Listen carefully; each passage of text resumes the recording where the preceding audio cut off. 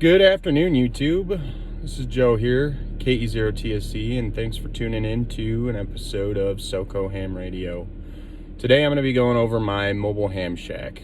I'm out and about all day long, every day. We have an apartment, got a family. There's not a whole lot of room in our apartment for my ham shack, so my ham shack goes mobile with me pretty much every day. When I'm at home on the weekends, I will take the mobile or the HTs upstairs, all that good stuff, and I can hit the repeaters good for my apartment.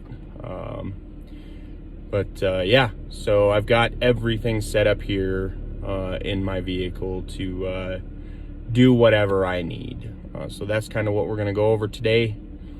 So thanks for watching, and let's get after it. All right, so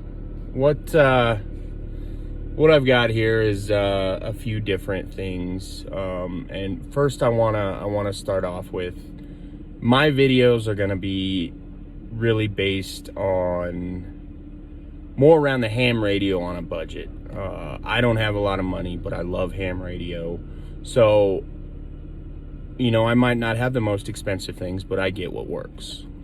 You know, and I think a lot of people face that.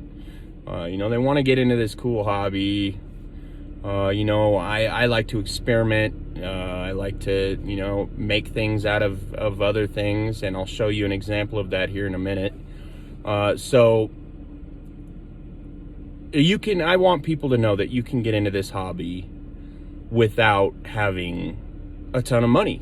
And yes, it is going to cost some money, but there are routes you can go, a little less expensive routes, and still be able to enjoy ham radio with quality equipment. You know, I'd say everything I has works really well. I've never had any complaints while on the air. So I'll show you what I have. I will post a link in the description of where you can get some of these things, and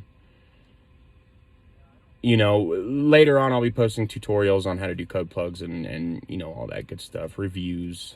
So I'm gonna move the phone here real quick. This is what I'm recording on today because I'm in the vehicle. So I do apologize for the shaky video, but I am gonna kind of show you around the mobile ham shack. All right, so what we got here is the laptop. Right now I'm monitoring my HB link. I have my own DMR server set up. It is a work in progress, but it is getting somewhere. I did just today, I configured the admin dashboard, all that good stuff. So we're getting there on it. A lot of learning with that. I will be posting a tutorial video on how to set up HB link and get HB link working if you're interested in doing your own server. All that good stuff. There are a lot of steps that I'd missed when I first was trying to set it up. So there's definitely ways you can go about it that work. Also, we've got the handies over here. This guy right here, the Baofeng UV-5RE or something like that. That's an 8-watt handy. That is the first radio I got in a ham radio with. I paid $35 on that radio, I think on eBay. Then my next upgrade was this guy here, the TYT MD 2017. Once again, I apologize for the shaky video. And then somewhere along the way, I got the other variant of this, the UV380. No, the U380 or something like that. It was just the UHF only DMR version of this guy here. This one's actually the MD UV380. So it does VHF, UHF, analog, and digital. All these radios you see here, besides the Baofeng, do digital and analog, VHF and UHF. I like to have my options open. As you can see here, we've got my Ailunce HD1. That's kind of my baby. I really like this radio. There are some pros and cons of all these radios.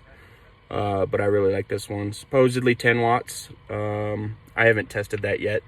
And then this guy here, I just got that. That's the Retevis RT82. I will be doing a review on this radio here within probably the next week, just to kind of give you some pros and cons on this guy. It's the twin to the TYT MD 2017, as you can see. Really good radios. there are some downsides. We will go over that in a future video. Okay, so back here, you can see I've got my TYT MD9600. Great radio. Also does VHF, UHF, so 70 centimeter, 2 meter, digital and analog. And then I've got my, I don't know if you can see that. Let me bring this up over here. It isn't plugged in right now. I actually fashioned this DMR Hotspot out of an old wireless router case. And the reason why I did that is because I wanted to add a fan, have a decent base for a little bit bigger of an antenna, but also have room for some batteries. This has its own battery pack, and that's what it's running off of right now. I built a battery pack for it. Pretty simple. If anybody has any questions, you can ask me about it. It works great. The battery pack in here will last. I ran it all day yesterday, and it didn't die. I have yet to find out when it dies. So it is running strong. I love it. And it's just got a, just a Pi Zero hotspot inside of there. I picked it up from R&L Electronics, which is a great place to get some stuff. Their link will be in the description. Also, the links to some of these radios here will be in the description. My goal here is to encourage people to get into ham radio, even if you don't have a lot of money. That's kind of what the dealio is here. So yeah, if you have any questions, comments, concerns, any info you want to give me, feel free. You know, I haven't been doing this for a long time. I would say that I am somewhat knowledgeable, maybe enough to be dangerous. I don't know. So, yeah, it's a great hobby.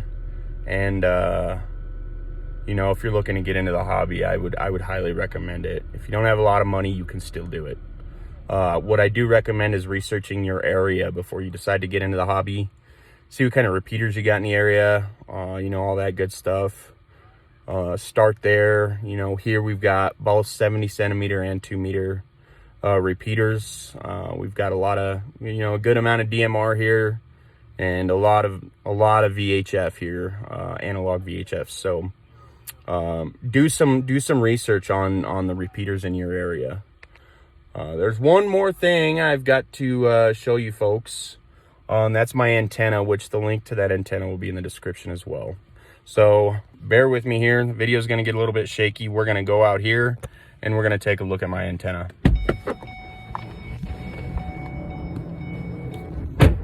Alrighty. So this antenna here, apologize for the sun. The sun's kind of facing us right now. This antenna is a TWY radio, two-way radio, I believe. I picked it up on Amazon for about, I don't know, 28 bucks. It actually only was about this tall. And I extended it just a little bit more gain, all that good stuff. I've been very, very impressed with this antenna. It's been great. Never had any complaints so far. So yeah, a lot of hams will tell you that the antenna is the most important thing, or one of the most important things in, you know, your transmissions and all that good stuff. So your reception, I should say your reception. Anywho, there will be more videos to come. I really appreciate you guys tuning in. If you like the video, you want to see more, please hit those buttons. It'll help me out. If you got any comments, I'm always learning. That's what ham radio is about. Constantly learning, constantly challenging yourself, I think is, you know, one way to put it. That's what I'm really interested in it for, is, you know, challenging myself, seeing what I can do. So, you know, it's a great hobby. Thank you all for tuning in. This is KE0TSE here. Another video will be out here soon. Probably going to be a tutorial video on how to create a code plug. So stay tuned, and I'll be back. 73's KE0TSE. If you liked my daddy's video, please like and subscribe.